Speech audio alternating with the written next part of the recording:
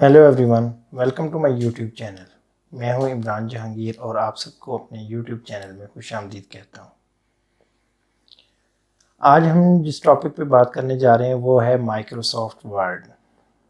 आज हम Microsoft word को सीखेंगे कि किस तरह से बिगिनर लेवल से एडवांस लेवल तक माइक्रोसॉफ्ट यूज़ वर्ड को हम अपने प्रोजेक्ट्स को कंप्लीट करने के लिए यूज़ करते हैं। अपने असाइनमेंट्स, अपने प्रोजेक्ट्स जो क्लास प्रोजेक्ट्स होते हैं उसको किस तरह से यूज़ कर सकते हैं। तो ये सारी चीज़ें हम आज के इस वीडियो में देखेंगे और आपको समझ आएगा कि किस तरह से हमने माइक्रोसॉफ्ट वर्ड को यूज़ करना है। अगर आप मेरे चैनल पे न्यू हैं तो प्लीज़ मेरे चैनल को सब्सक्राइब कर दें और साथ में बेल आइकन के बटन को ज़रूर प्रेस करें ताकि आपको हर आने वाली वीडियो की अपडेट भी मिले और हम इसी तरह आपस में मिलते रहें। तो चलते हैं लैपटॉप की स्क्रीन पे और देखते हैं कि किस तरह से हम माइक्रोसॉफ्ट वर्ड को यूज़ करते हैं। जी तो दोस्तों, अभी हम आ गए हैं माइक्रोसॉफ्ट वर्ड के मेन इंटरफेस पे। इसको हम इंटरफेस भी कह सकते हैं, इसको आप फ्रंट पेज भी कह सकते हैं, इसका ओवरले भी कह सकते हैं। इस पे अगर आप देखेंगे तो अगर हम इसको थोड़ा सा, ये वही पेज है जो हम प्रिंटर में जब प्रिंट निकालते हैं तो उस वक्त ये यूज़ होता है। ये सेम पेज है। तो इसमें हम सबसे पहले जो है वो पेज का लेआउट देख लेते हैं। ये देखें, यहाँ पे ये जो चीज़ आ रही है ये इसको हम कहते हैं रूलर मार्जिन्स, पेज मार्जिन्स कहते हैं। इसमें ये होता है कि जहाँ पे ये मार्जिन लगा हुआ है इसके नीचे आप इसके राइट साइड पे तो सब कुछ लिख सकते हैं, लेकिन इसकी लेफ़्ट साइड पे कुछ नहीं लिख सकते। ये एक मार्जिन सेट किए हुए हैं। इसी तरह ये जो इस साइड पे राइट मार्जिन है, इसके इस साइड पे आप लिख सकते हैं, इस साइड पे आप नहीं लिख सकेंगे। ये मार्जिन सेट किए हुए हैं जो प्रिंट के वक्त भी साइडों पे मार्जिन होते हैं।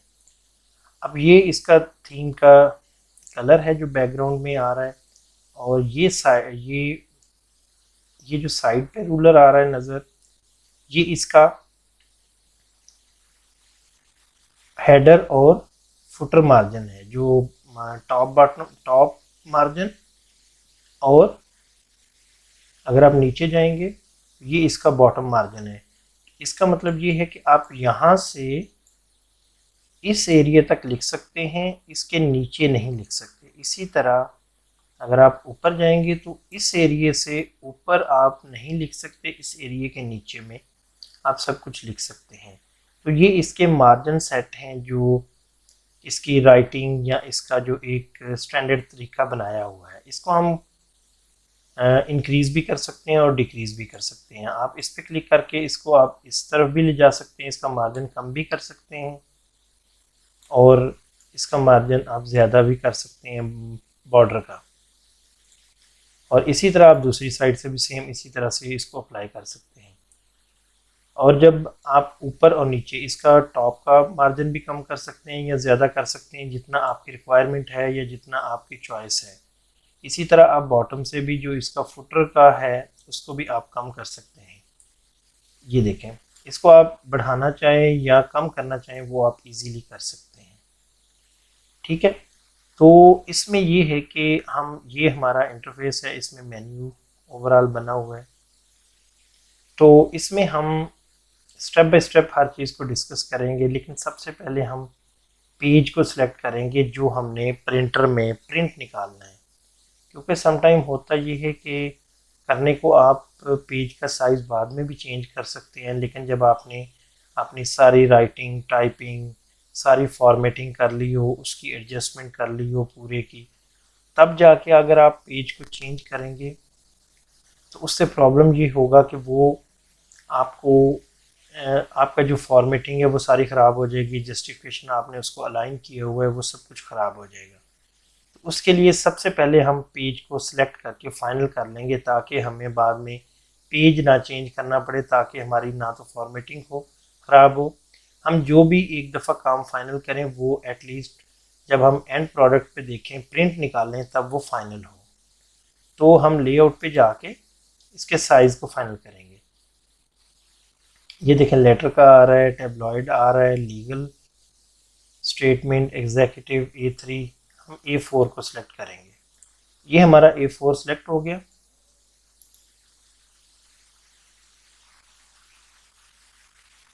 A4 सिलेक्ट करने के बाद हम देख लेते हैं कि हमारे होम टैब पे क्या क्या चीज़ें अवेलेबल हैं।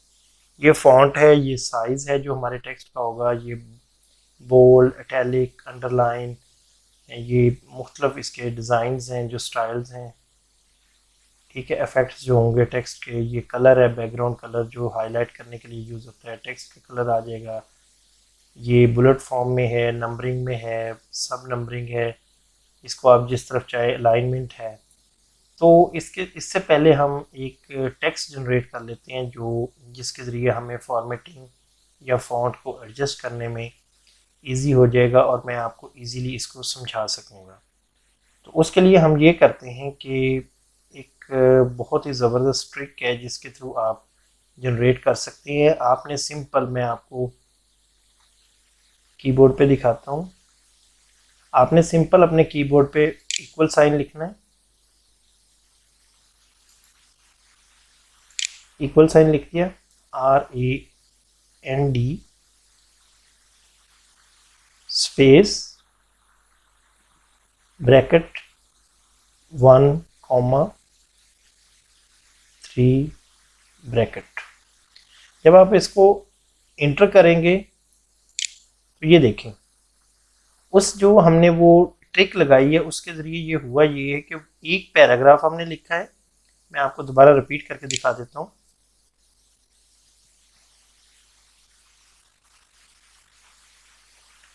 ये हमने एक पैराग्राफ लिखा है और इसमें 3 सेंटेंसेस लिखे थे। अगर हम दोबारा करते हैं, उसमें 5 करते हैं तो 5 सेंटेंस आ जाएंगे। तो हम देखते हैं दोबारा, ये देखें, ये बड़ा बड़ा पैराग्राफ आ गया। अब इसके थ्रू हम फॉर्मेटिंग करते हैं और इसकी जो भी इसमें चेंज करेंगे वो आपको समझ भी आता जाएगा। तो इस तरह से ये एक बड़ी ज़बरदस्त टेक्निक है जिसके ज़रिए आप टेक्स्ट को जनरेट कर सकते हैं और आप इसको बेहतर तरीके से अपना अंडरस्टैंड भी कर सकते हैं और प्रैक्टिस भी कर सकते हैं। हम इसको सिलेक्ट करते हैं और इस पर कोई भी हम अपना फॉन्ट लगाते हैं जो टेक्स्ट का है। उसके बाद हम साइज़ रखते हैं। अच्छा, इससे पहले जब भी आप कोई भी डॉक्यूमेंट बना रहे हों तो हमेशा ये बात याद रखिएगा कि आपका फॉन्ट और आपका टेक्स्ट का स्टाइल जो है वो सेम होना चाहिए। अगर आपने टेक्स्ट का स्टाइल 12 रखा हुआ है तो ओवरऑल पूरे डॉक्यूमेंट में टेक्स्ट का स्टाइल 12 ही होना चाहिए, 12।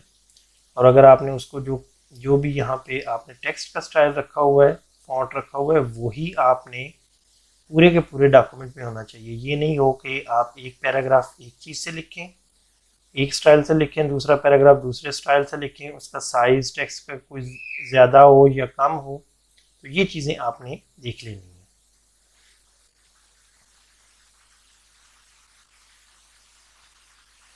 इसके बाद ये देखें कि अगर हम ये करते हैं कि इसको कोई कलर दे देते हैं तो ये हमारा, अब हम अगर इसको पूरे अपने किसी और जगह पे भी इस पूरे फॉन्ट को अप्लाई करना चाहते हैं तो ये देखें, ये यहाँ पे लिखा हुआ है फॉर्मेट पेंटर।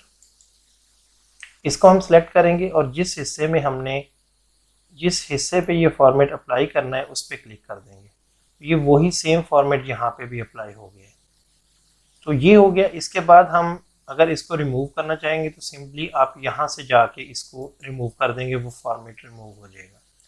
ठीक है। अब हम इसकी थोड़ी सी देख लेते हैं कि बोल्ड कैसे कर सकते हैं। ये देखें, ये बोल्ड हो गया, ये इटैलिक हो गया, बोल्ड हो गया, अंडरलाइन करना चाहते हैं वो भी कर सकते हैं। अच्छा, इसमें बहुत सारी चीज़ें आप में से बहुत सारे लोगों को आइडिया होगा ऑलरेडी, लेकिन चलते हुए इन चीज़ों के साथ साथ और बहुत सारी चीज़ों का आपको पता चलेगा जब आप पूरी कंप्लीट वीडियो देखेंगे। इसमें आपको बहुत कुछ सीखने को मिलेगा जो शायद आपने पहले कभी ना ये सीखा हो। तो इसमें अभी हम देखते हैं, ये चीज़ हो गई। इसको अगर हमने अलाइनमेंट करनी हो, जस्टिफिकेशन करनी हो, तो हम सिंपल इसको पूरे पैरा को, ये देखें यहाँ पे ये स्पेस आ रही है, ये जो इतनी जगह खाली है इसको हम एडजस्ट करेंगे। सिंपली आपने कंट्रोल और जे, जब ये आपने ये किया, ये देखें ये बिल्कुल अलाइन हो गया, जस्टिफाइड हो गया। तो आपने सिंपल इस तरीके से इसको जस्टिफाइड कर लेना है। ठीक है जी, ये हो गया हमारा ओवरऑल सारा जो फॉर्मेटिंग थी वो आपने इसको कर ली। अब हम देखेंगे कि कोई आपने बुलेट फॉर्म में कुछ लिखना है तो वो आप कर सकते हैं। सिंपल आप यहाँ से क्लिक करेंगे, ये आपका क्लिक हो गया। आप किसी सपोज करें कि किसी कंट्री का नाम लिखना चाहते हैं, यहाँ पे आप पाकिस्तान लिख लिया, यूनाइटेड किंगडम लिख लिया,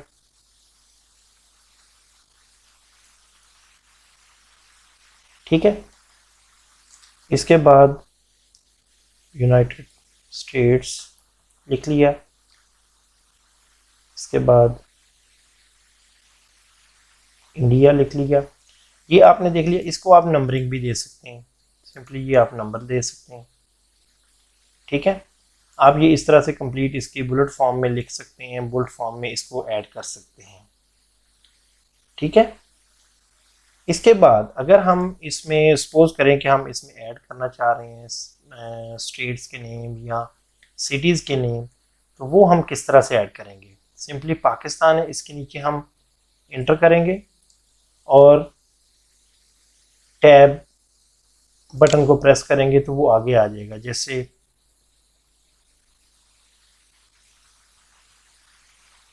सेकंड हम कराची, लाहौर। इसी तरह हम अगर दूसरे पे जाना चाहते हैं, दूसरे का कुछ ऐड करना चाहते हैं, तो वो भी सिंपली इसी तरीके से हम फॉर्मेट करेंगे। इसको टैब बटन को प्रेस करेंगे तो वही चीज़ें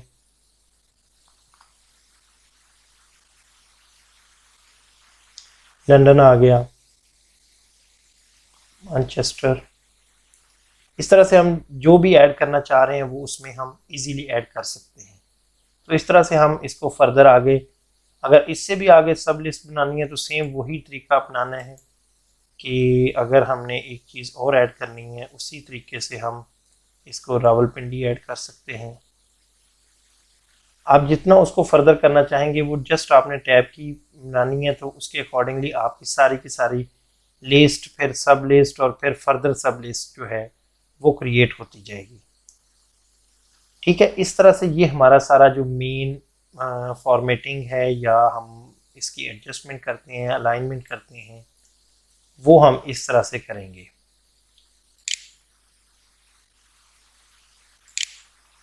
ठीक है जी, ये हो गया हमारा। अब हम अपने नेक्स्ट सेशन पे चलते हैं कि हमने अगर कोई टेबल जनरेट करना है तो टेबल को किस तरह से जनरेट करेंगे, उसमें कितने कॉलम रखेंगे, किस तरह से हम उसके रोज को इंक्रीज करेंगे। तो हम उस पर थोड़ा सा काम कर लेते हैं। यहाँ पे आप इंसर्ट पे जाएंगे, ये टेबल है,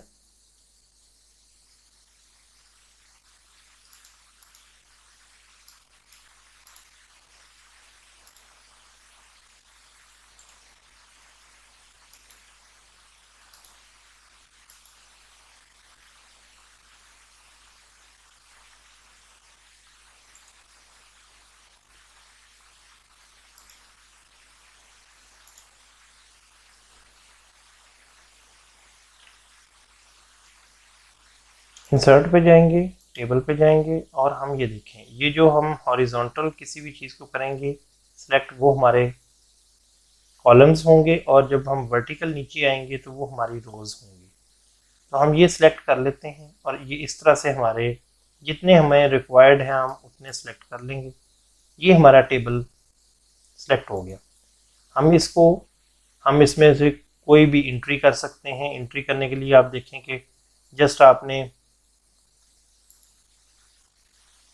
एक जो हमारा कॉलम है उसमें एंट्री की, उसके बाद टैब को दबाया, दूसरे पे चले गए, फिर उसके बाद अगले पे। अगर आपका कोई भी सपोज करें कि कुछ आपसे मिस्टेक हो गई है या आप उसमें कुछ अमेंडमेंट चेंज करना चाह रहे हैं तो आप सिंपल शिफ्ट उसके बाद टैब को दबाएंगे तो आप बैक उसी पे आ जाएंगे। फिर उसके बाद दबाएंगे शिफ्ट टैब, आप उससे पिछले पे आ जाएंगे। उसको अगर आप चेंज करना चाहते हैं तो वो आप उसके अकॉर्डिंगली चेंज कर लेंगे। तो ये हमारा जो है, हम इस तरह से इसका डाटा इंटर कर सकते हैं और जितना अपना रिक्वायर्ड, आपकी जो रिक्वायरमेंट है उसके अकॉर्डिंगली हम उसको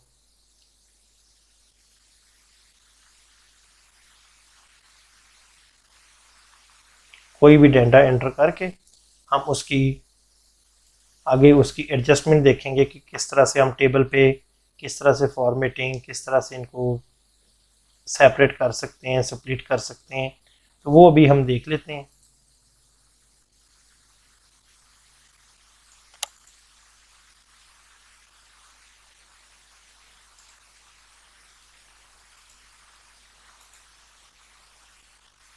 ठीक है जी, ये हो गया हमारे पास, हमने पूरा डाटा एंटर कर लिया। अब हम देखेंगे कि किस तरह से हम इस टेबल को सेपरेट कर सकते हैं।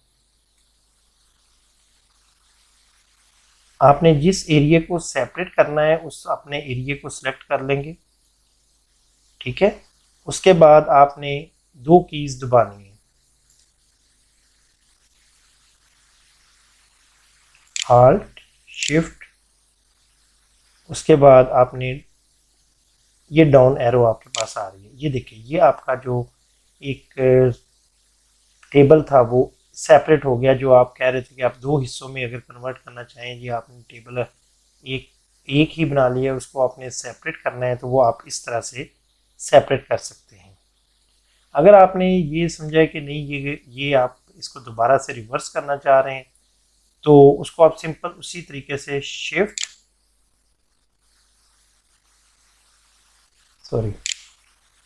Alt Shift एंड उसके बाद अप एरो करेंगे तो उससे वही सेम उसे अपनी पहली पोजीशन पे चला जाएगा। तो ये इस तरह से हम इस चीज़ को स्प्लिट करेंगे, सेपरेट करेंगे। इसके बाद हम ये कर लिया, ये हमारा जो टेबल है वो सेपरेट हो गया है। इसके बाद अगर हम ये चाह रहे हैं कि जी ये एक रो जो है वो हमने ऊपर साथ में करनी है, शिफ्ट करनी है ऊपर वाले, उसके साथ जो हमारा ऊपर वाला टेबल है, तो उसमें हम सिंपल यही करेंगे, Alt Shift और उस एरो को प्रेस करेंगे तो वो ऑटोमेटिकली ऊपर वाले टेबल में एडजस्ट हो जाएगी। तो ये इस तरह से हम इसकी रो की एडजस्टमेंट कर सकते हैं, या जो भी हम इसको करना चाहें वो हम कर सकते हैं। इसके बाद हम ये देखेंगे कि किस तरह से हम किसी कॉलम को, एक से दो कॉलम्स को हम जो है वो मर्ज कर सकते हैं। और मर्ज करने के लिए हम एक की अप्लाई करेंगे, वो मैं की आपको बता देता हूँ, Alt A and M।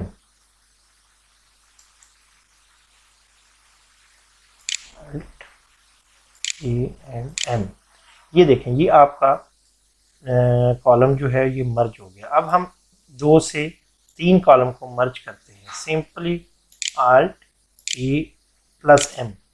इस तरह से ये तीनों कॉलम मर्ज हो गए। इसको आप फर्दर भी मर्ज कर सकते हैं, जितना आप एक दो तीन जो भी आप करना चाहें वो आप उसको कर सकते हैं।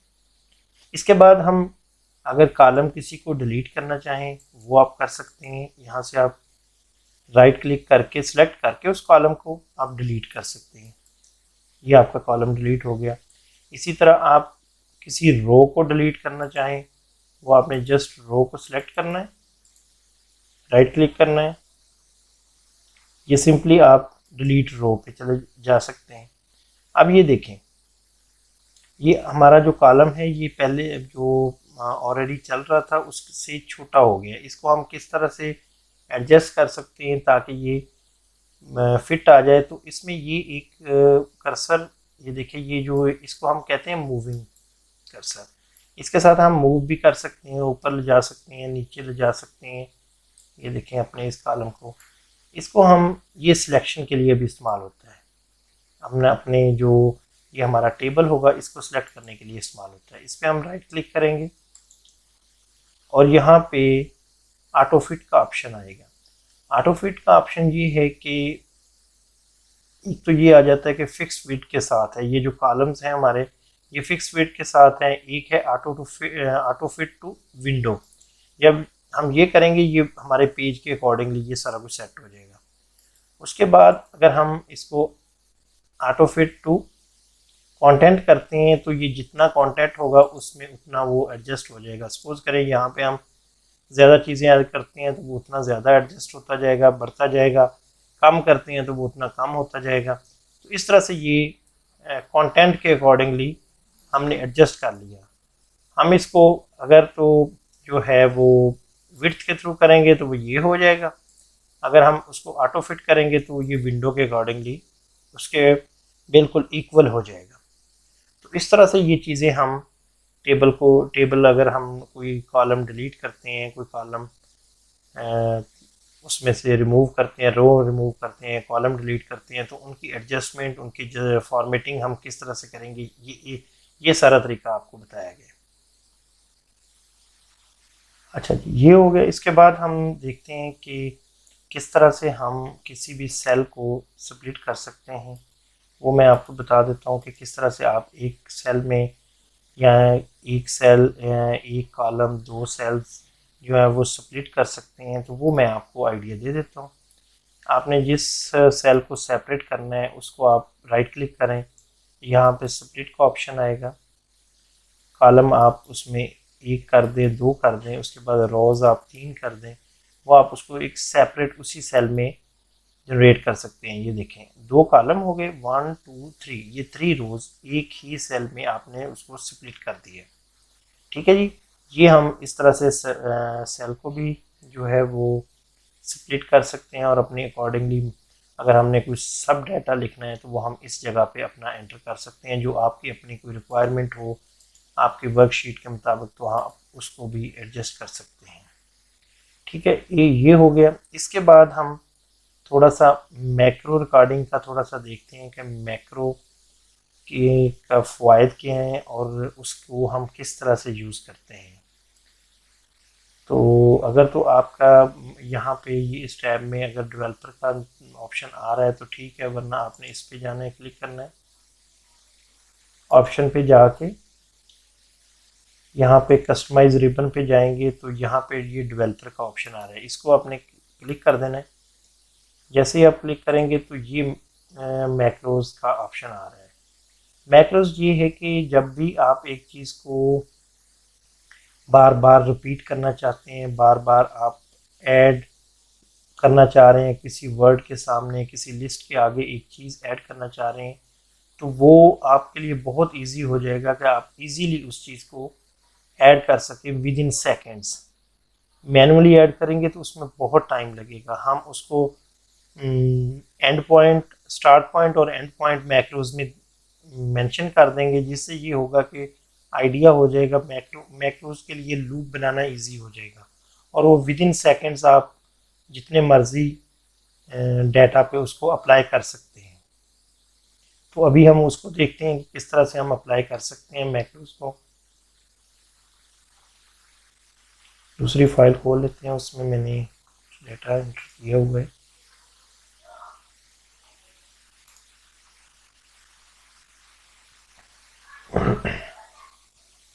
ये देखें, ये कुछ सिटीज़ हैं, इनको जो है वो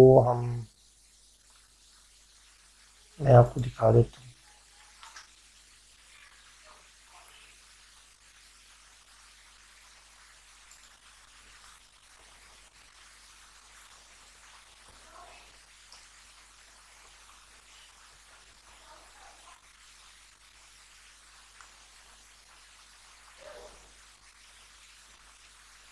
अच्छा, इस पे हम मैक्रो को अप्लाई करना चाह रहे हैं तो उसको हम देख लेते हैं कि किस तरह से मैक्रो के थ्रू हम इसको अप्लाई कर सकते हैं। सिंपली आप रिकॉर्ड मैक्रो पे जाएंगे, ये इसको हम नाम दे देंगे, हम इसको एज इट इज़ लेके चल रहे हैं, मैक्रो 1 या फर्स्ट कर ले, उससे आपके लिए इजी हो जाएगा। इसको हम कोई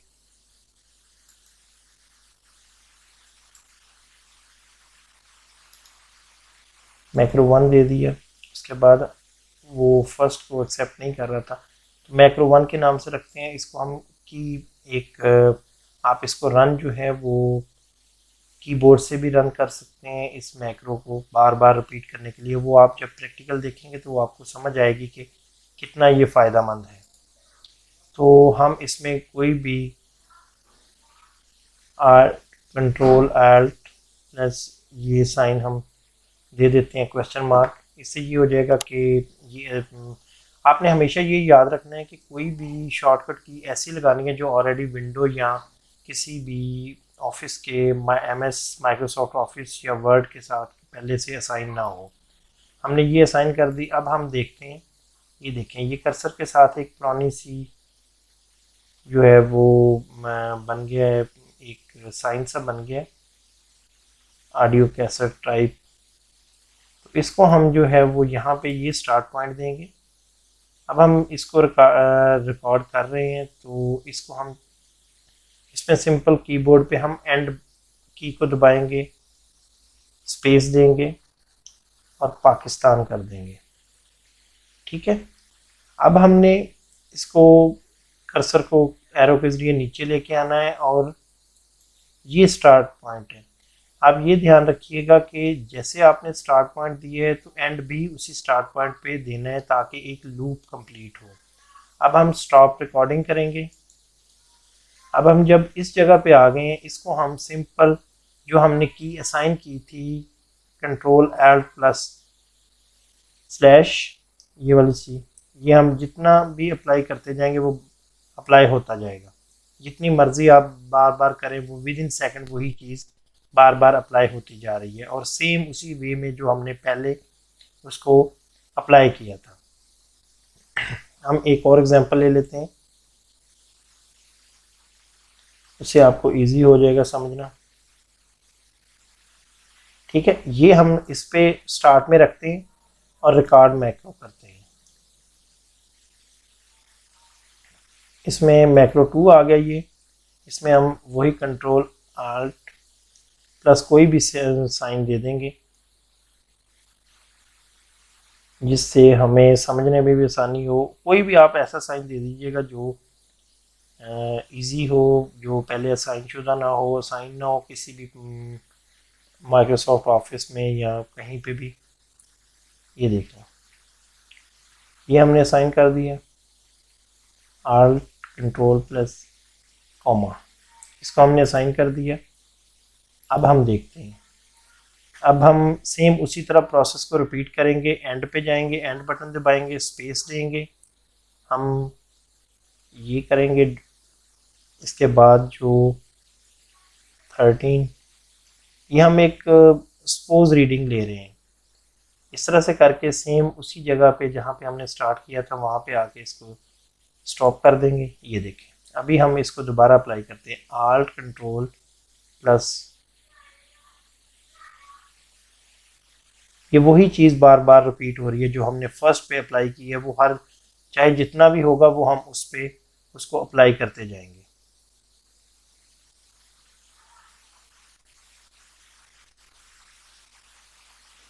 तो इस तरह से ये मैक्रोज भी जो है वो बहुत अहम है जिसके ज़रिए हम बहुत कुछ हेल्प आउट कर सकते हैं अपने डॉक्यूमेंटेशन में, डॉक्यूमेंट सेट करते वक्त।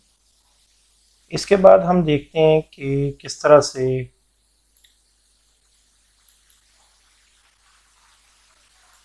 हम किसी भी डॉक्यूमेंट को PDF में सेव करते हैं। सपोज करें कि अगर हमने ये सिलेक्ट किए हुए है, सिलेक्ट करने वाले को PDF में सेव करना है तो फाइल पे जाएंगे, सेव एज पे जाएंगे, आपने डेस्कटॉप पे सेव करना है। तो यहाँ पे ये देखेंगे, यहाँ पे आप वर्ड डॉक्यूमेंट के साथ ये देखें, ये PDF का ऑप्शन आ रहा है, PDF में करेंगे और हम ऑप्शन पे जाएंगे। ऑप्शन में ये जाएंगे, जब हम सिलेक्शन हमने सारा डॉक्यूमेंट सेव करना है तो एज इट इज़ हम करेंगे। करंट पेज करना है तो इसको टिक करेंगे। अगर हमने सिलेक्शन करनी है, जो हमने ऑलरेडी एक पैरा सेलेक्ट किया हुआ था वो PDF में सेव होगा। या हमने पेज करनी है जी 1 to 15, 1 to 13 पेज जो है वो हमने ऐड करने हैं। तो इस तरह से हम इसको डॉक्यूमेंट में सेव कर सकते हैं। ये जो सिलेक्ट वाला पैरा है ये सेव हो जाएगा उधर।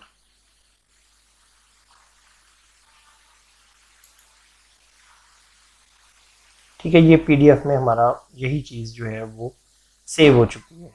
तो ये एक बहुत ज़बरदस्त फैक्टर है जिसमें आप इजीली इसको कन्वर्ट भी कर सकते हैं।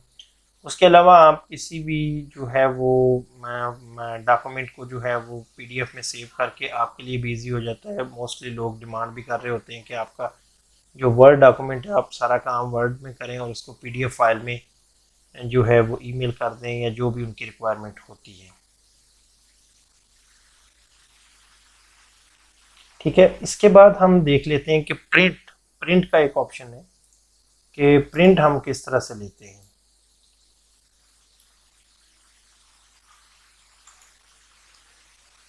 ये अगर आप जाएंगे तो ये प्रिंट का ऑप्शन आ रहा है, इस पर आप प्रिंट कर सकते हैं। प्रिंट मुख्तलिफ ऑप्शन आ रहे हैं यहाँ पे प्रिंट के। पेज ऑलरेडी हमने सेलेक्ट किया हुआ है, जो A4 था उसी को सिलेक्ट किया हुआ है, उसमें हमारी फॉर्मेटिंग भी डिस्टर्ब नहीं होगी। तो इस तरह से आपके लिए ये बहुत इजी हो जाएगा कि आप इसको प्रिंट को जो है वो जिस प्रिंटर पे नंबर ऑफ़ कॉपीज़ आप जितनी करना चाहें वो कर सकते हैं। तो ये सारे ऑप्शंस हैं, ये जो आप इसको अप्लाई कर सकते हैं। ठीक है जी, ये हमारा हो गया प्रिंट का ऑप्शन।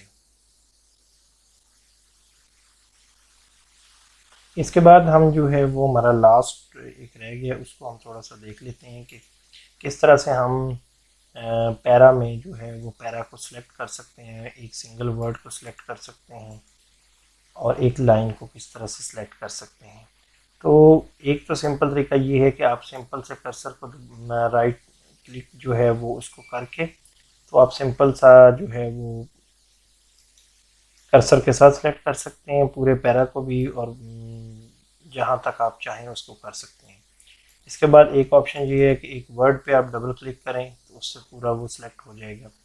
फिर उसके बाद ये होता है कि अगर आप उसी पैरा पे 3 दफ़ा क्लिक करें तो वो पूरे का पूरा पैराग्राफ क्लिक जो है वो सिलेक्ट हो जाएगा। इसके अलावा अगर आपने लाइन पे करना है, अगर आपने एक लाइन सेलेक्ट करनी है तो उसमें आप सिंपल लाइन के शुरू में कर्सर को रखें, उसके बाद आप शिफ्ट दबाएं और एंड दबा दें, उससे पूरी लाइन आपकी सिलेक्ट हो जाएगी। अब अगर आपने पैरा को सिलेक्ट करना है तो वो आप 3 दफ़ा क्लिक करेंगे तो वो आपका पैरा सिलेक्ट हो जाएगा।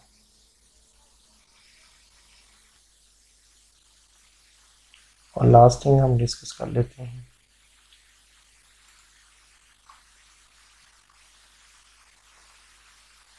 ये हमने कुछ सेलेक्ट किए हुए हैं। जैसे ये देखें, ये हम अगर इसको इस तरह से सिलेक्ट करेंगे तो हम एक चीज़ को सेपरेट नहीं सिलेक्ट कर सकते। हम अगर सिटीज़ को सिलेक्ट करना चाह रहे हैं वो हम एक को सिलेक्ट करते हैं तो वो सारी रोज़ भी साथ में सिलेक्ट होती हैं। तो उसको हम देख लेते हैं कि किस तरह से।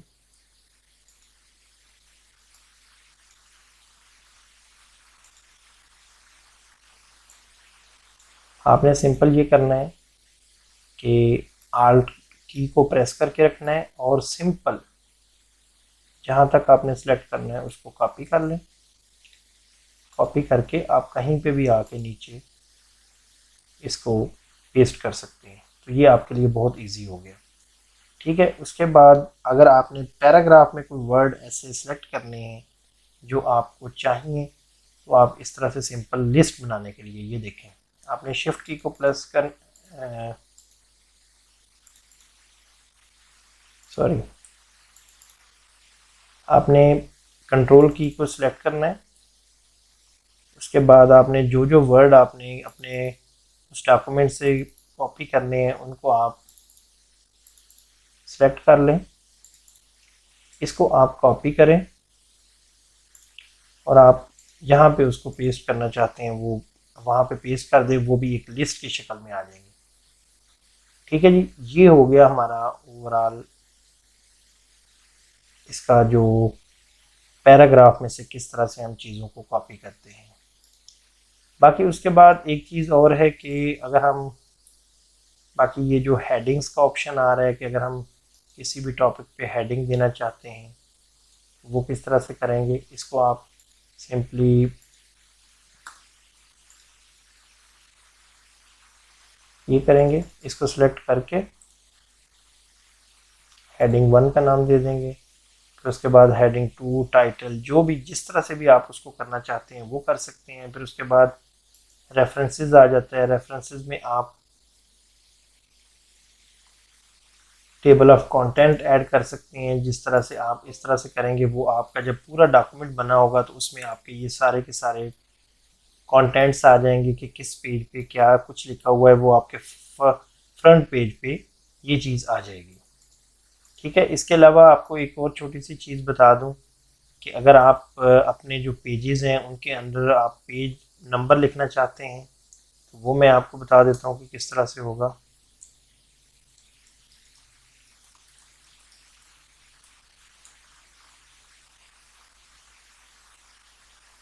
ये देखें, हमारे पास जितने भी पेज हो गए हम इन पे पेज नंबर लगाना चाहते हैं तो हम सिंपल इधर से बॉटम पे लगाना है, सेंटर में लगाना है, या राइट साइड पे लगाना है, लेफ़्ट साइड पे लगाना है, या किस साइड पे लगाना चाह रहे हैं, जैसे आपको आपके लिए सूट करे वो आप उसको अप्लाई कर सकते हैं। ये देखें, यहाँ से ये सारे के सारे जो पेजेस हैं वो आपके नंबरिंग हो गई है। ये देखें, ये 1 नंबर, ये 2 नंबर। इस तरह से आप इसको नंबरिंग कर सकते हैं। कोई अपनी मर्ज़ी का जो कस्टम नंबर है वो आप दे सकते हैं। तो ये सारी चीज़ें आप इसमें फुटर में अगर आप कुछ लिखना चाहें वो आप लिख सकते हैं। ये जो फुटर का एरिया जो मैंने आपको शुरू में बताया था कि मार्जिन होता है, तो यहाँ पे आप जो भी लिखना चाहें वो आप लिख सकते हैं।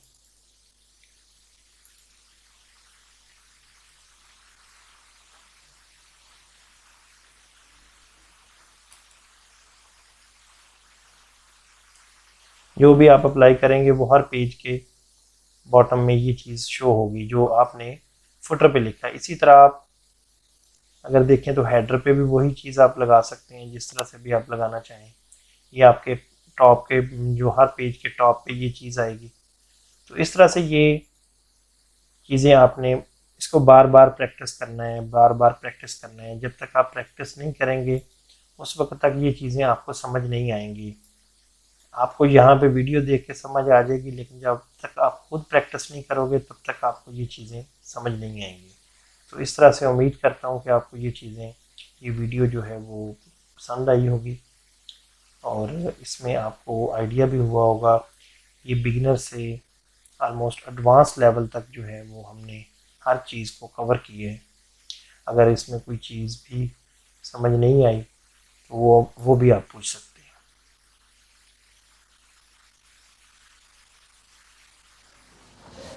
जी तो दोस्तों, उम्मीद करता हूँ कि आपको ये वीडियो पसंद आई होगी और इसमें कुछ ना कुछ आपको लर्न करने का मौका मिला होगा। अगर ये वीडियो आपको पसंद आई है तो इसको लाइक भी कर दें और शेयर भी कर दें फ्रेंड्स के साथ, और चैनल को ज़रूर सब्सक्राइब करें ताकि आपको इस तरह की और भी वीडियोस की अपडेट मिल सके और इसी तरह हम मिलते रहें। तो मिलते हैं इसी तरह की नेक्स्ट वीडियो में। See you in the next video. Thank you.